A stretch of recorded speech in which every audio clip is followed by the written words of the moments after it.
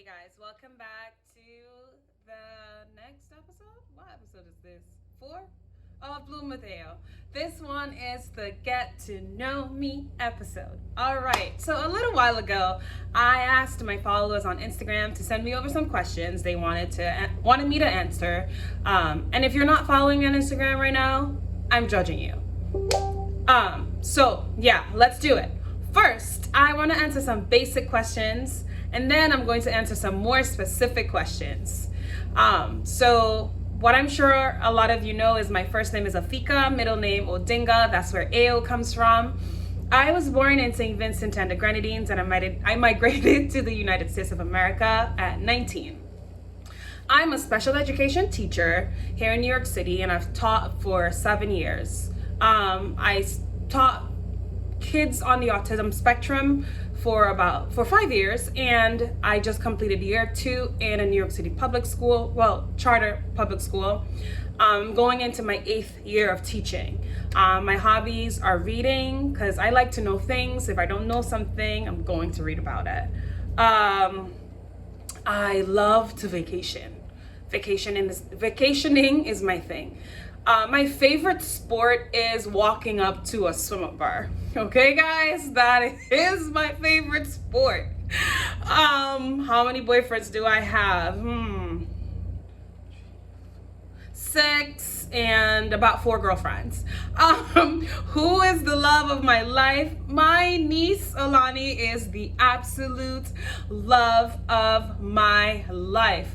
I have 2 nieces, Emma and Alani, and I love them both dearly. But yeah, not even gonna front. Alani is the love of my life. So now let's get into some more specific questions. Someone asked, did you seek any psychological treatment, and what led to you seeking help, and how was the process? As an adult, yes, I sought therapy. I've been in therapy for 6.5 years, off and on. To be quite honest, initially when I sought therapy, it was because I was going through a breakup and I wanted to know why I kept making the same mistakes in love.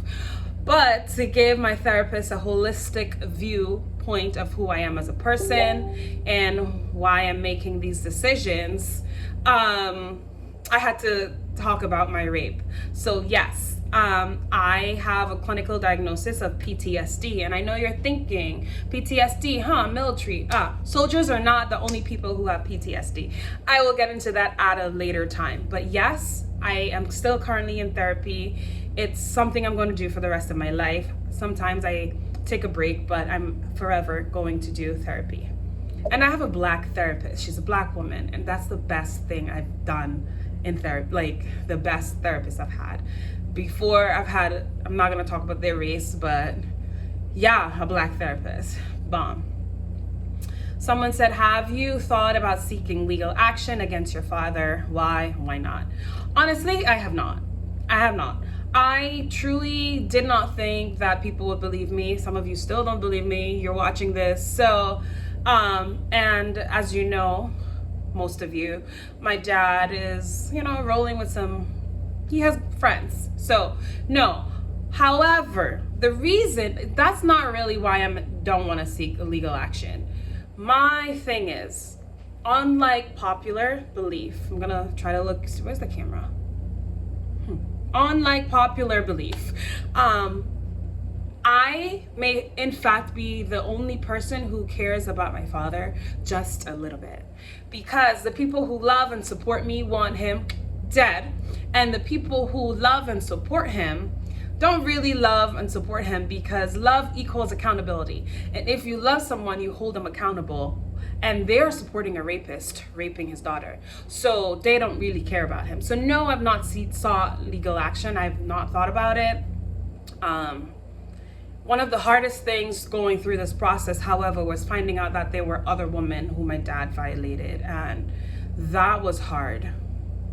What I want for my father is for him to stop abusing anyone else, for him to stop people from re-victimizing me, and for him to be held accountable by his peers, and for him to seek therapy.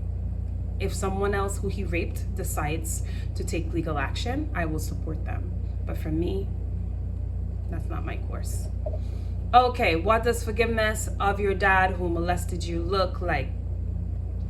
I just completed an interview talking about this. So, forgiveness does not require the participation of another person.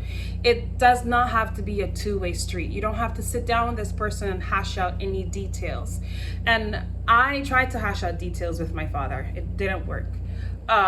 So I realized that I had to take forgiveness and own it, and it had to start and end with me. So I decided to write him a letter. I listed my grievances. I told him how he hurt me, and I wrote in the letter explicitly, I forgive you. This letter I never sent to him. However, there's a part of the letter that I did send to him later on in a WhatsApp message. One day on one episode, I will go through some writing that I did, and I would include that letter. But yeah, I forgave him 2 years ago. I wrote him a letter. I forgave him because forgiveness can begin and end with me. I can forgive and not forget and move forward, but I don't need his participation in my forgiveness because this is about me, not him. How has sexual molestation affected your dating life and your daily life?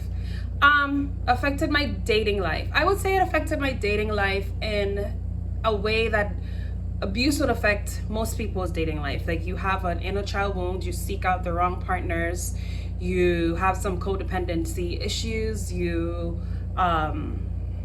start people pleasing, and you more or less choose the wrong partners because you're looking for a void to fill with that you're the person who hurt you created. So it affected my dating life in that way. Affecting my daily life, however, is more substantial for me because I developed a chronic illness of migraines and seizures, which I touched on in a previous video.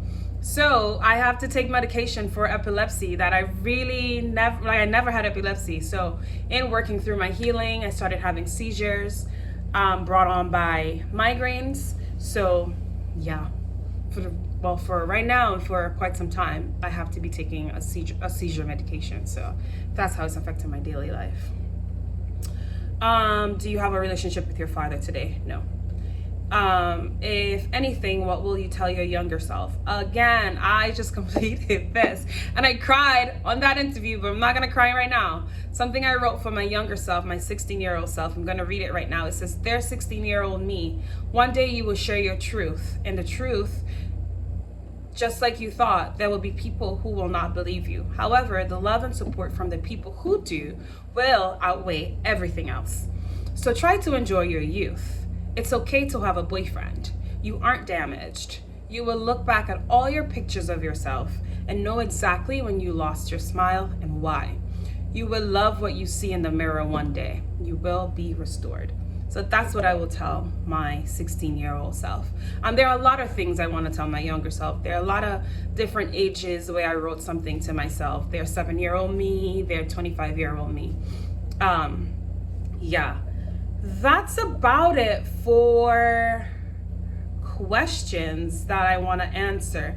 I want to close this out by saying I got a few questions on Instagram pertaining to my family and family dynamic. I want to say right now that I'm never going to answer questions about my family. This is not a me against my family type thing, so I'm not going to respond to questions about my family. I still love you. I still appreciate your support. I just won't talk about my family. Again, thank you for being here. Thank you for sending me those questions. I am ready, willing, and able to answer any more questions except if it's about my family. And I can't wait to come back to you with a new episode. I don't know what I'm going to talk to you about yet, but it might be good. Bye-bye.